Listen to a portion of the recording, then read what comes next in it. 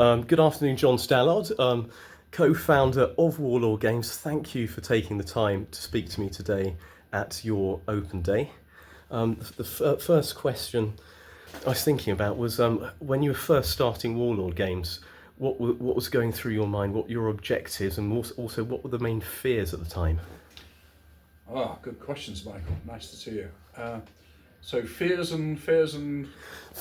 challenges, but also objectives. setting up Warlord. Yes. Right. I'd just been made redundant after 24 years at Games Workshop, and so it's a wonderful place as Games Workshop still is. Amazing company, ploughing on even deeper and longer furrows than before. And so leaving that, I was a little bit institutionalised, a bit like coming out of the army, really. It was my first and only job, so there was a very small grieving period, but they helped me by sending me to outsourcing to see what I'd like to do next. It's an HR exercise. It was very kind of them, and it became obvious to me that I didn't want to fit in anywhere else. Games Workshop had been my family, and working for anybody else wouldn't be as good. So the very clever lady there, she said, "You got to set up on your own, John." Said you won't settle at another company. So I teamed up with Paul Sawyer, who happened to be there. He was also being made redundant, and so we'd been Rick and I had been dreaming about doing plastic Romans in 28mm in hard plastic. And we dreamt about it for years, but we were never allowed to do it because Games Workshop is a fantasy company, and there we go, we couldn't do it. So I thought, well, let's do a box of Romans and see what happens. Because everybody loves a Roman, don't they? Certainly do. So we thought, let's plan that out. So we planned it out with the help of a couple of pals, and I went to see Bob Naismith, who's one of the great Games Workshop designers, and we went to the pantographers, the plastic people, called Renedra, down in Peterborough Way, Wiz Beach, and Games Workshop had dropped them as manufacturers, so they were looking for work too. And so our first box set was born, and in hard plastic, and the Perrys beat us to the punch with bringing out American Civil War models in hard plastic just 2 months before we did our Romans. But they picked American Civil War, which is a really good one to go for, and we picked the second best, I think, which is Romans, which is equally as good, in fact. So I've learned an awful lot from Games Workshop. Games Workshop are very good teachers, and they teach you everything. They almost over qualify you. It's all about quality and margin. So we knew that we had to get good margin from this product. Couldn't just give it away. But it's all about the quality is what we learned. So Paul and I, the first plastic box set cost me £46,000. Ooh, which is a huge amount of money, isn't it? Yeah, and that was my redundancy money going in there. So it was a gamble. But I say we were well educated, so I knew how to sell the product, how to look, and Paul made it really pop because Paul's got a great eye for that sort of thing. So between us, we had the skills of making the product and getting it to market.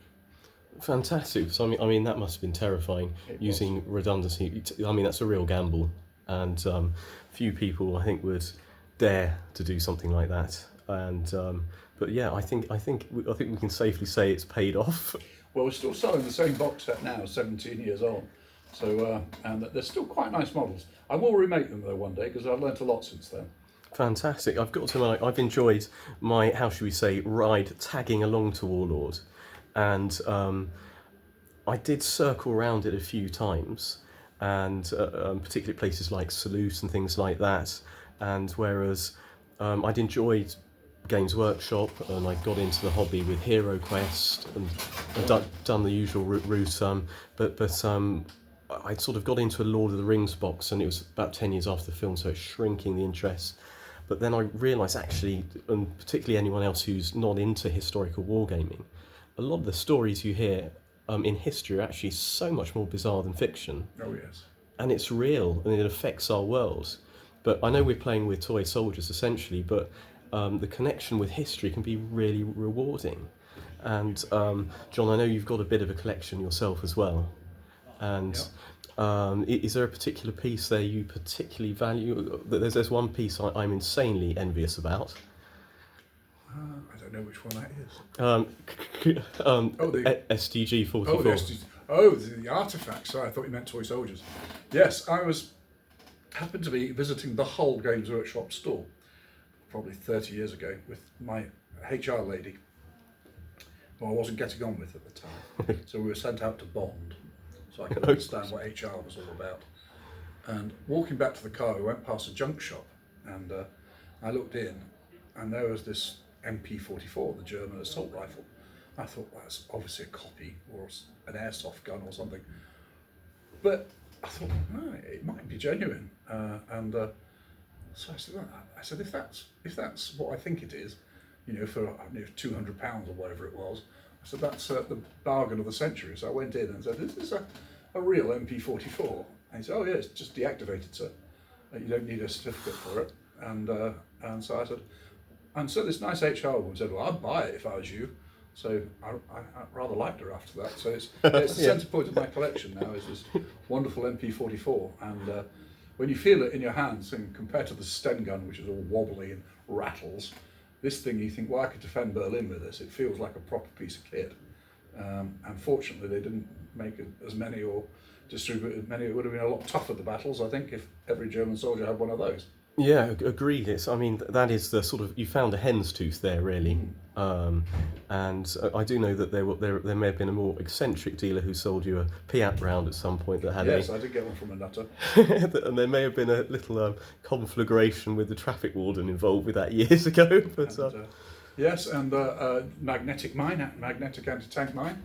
Got one of those. Oh wow! Yeah, which is very, very good. I didn't know you've got that. Gosh, it's yeah, because I pick up the odd little bit myself, and I certainly haven't gone in a German assault rifle, and but when I saw that, I was, gosh, yeah, that's a bit of a rarity.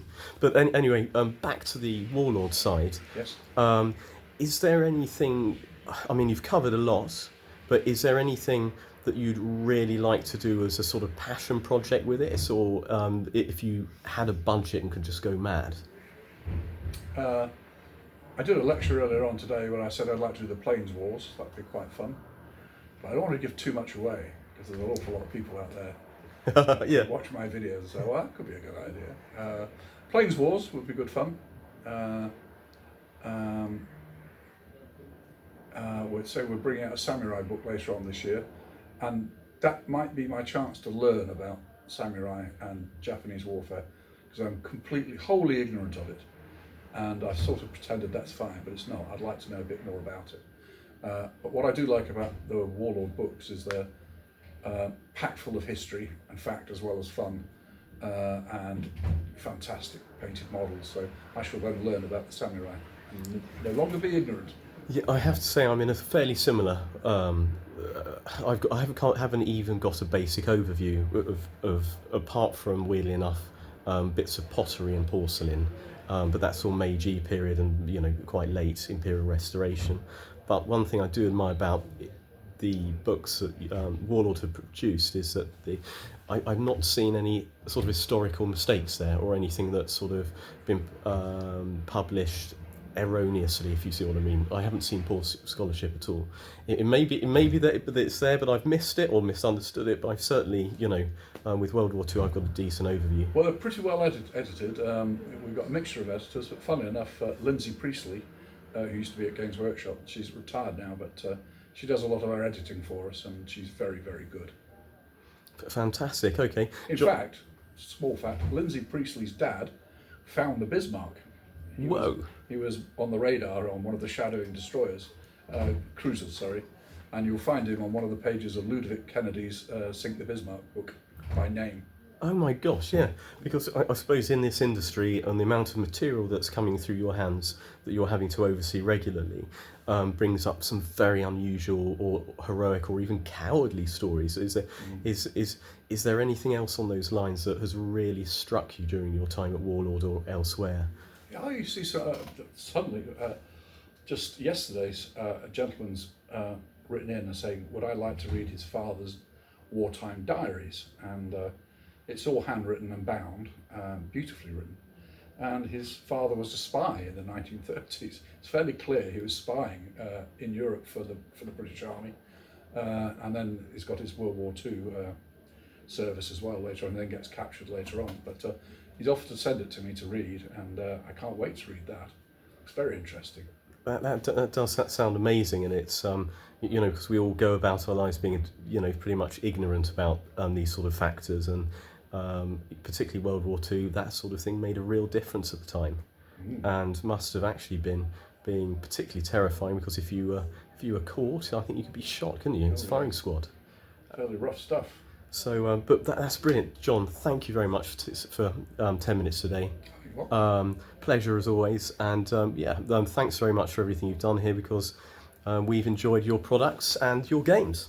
Well, thanks very much, Michael.